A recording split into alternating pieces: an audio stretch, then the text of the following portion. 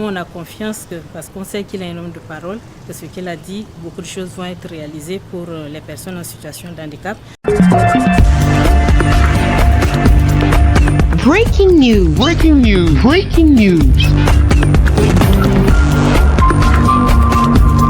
Tchad, le maréchal Mahamad Idriss Déby Itno a accordé une audience à une délégation des personnes vivant avec un handicap. Merci de rester sur CNN. Breaking news. Breaking news.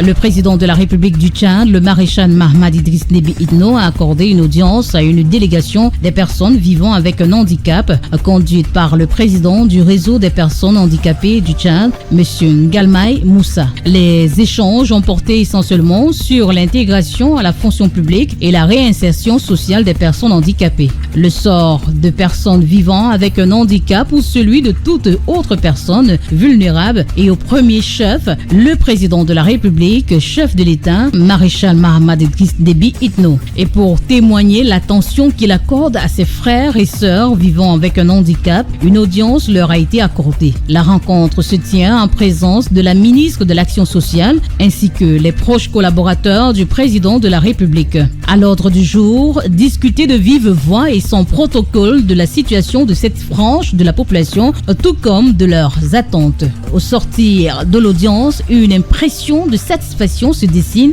sur le visage des hôtes. Au maréchal, pour cette opportunité, c'était un honneur. Le fait qu'il nous a reçus en audience, c'est un signal fort envoyé à l'endroit de la société. C'est l'inclusion. Nous avons évoqué avec le maréchal des préoccupations qui concernent les personnes en situation de handicap dans notre pays. Nous avons évoqué quelques points relatifs à l'intégration à la fonction publique des personnes en situation de handicap, la formation professionnelle et l'emploi des personnes handicapées. Nous avons évoqué aussi l'éducation inclusive des enfants en situation de handicap.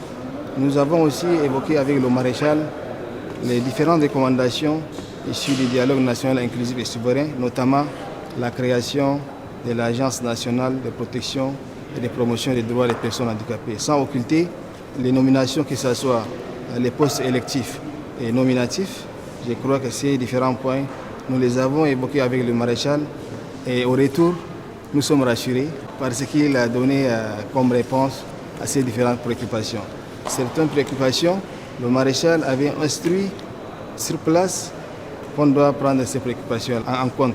Et d'autres préoccupations seront prises en compte dans le temps. Il s'agit de l'intégration de personnes handicapées à la fonction publique, de leur accès à la formation professionnelle ainsi que leur insertion socio-professionnelle, leur nomination à des postes nominatifs et électifs, tout comme l'éducation inclusive des enfants en situation de handicap. La question des femmes en situation de handicap, qui est encore plus préoccupante, a été mise sur la table. On a l'impression que le maréchal n'est pas accessible.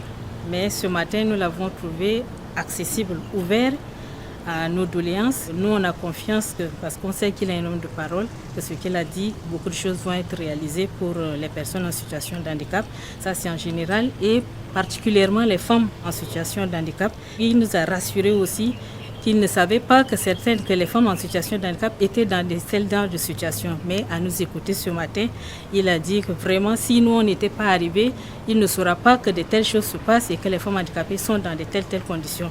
Mais il nous a rassurés déjà, donc moi je suis déjà flattée que d'ici peu, la situation et les choses vont être améliorées du côté des femmes en situation de handicap, surtout avec les 30% de quota des femmes, où on ne voit pas les femmes en situation de handicap là-bas. Et sur ce point, le maréchal nous a rassurés, nous en tant que femmes en situation de handicap, que cela va être pris en compte. Il est à noter qu'après plusieurs décennies de lutte, les personnes vivant avec un handicap bénéficient depuis 2023 d'une agence publique dédiée à la protection et à la promotion de leurs droits. Et cette agence a pour mission de promouvoir leur inclusion sociale, eux qui pendant longtemps ont été victimes de la discrimination dans les services publics. Merci d'être sur CNN, la télévision autrement. Les programmes se poursuivent. Retrouvez toute l'actualité afro-mondiale en ligne et en multidiffusion sur CNN, C-Web Info et plateformes digitales, Facebook, YouTube, Instagram et en simultané sur Radio Voltage 2.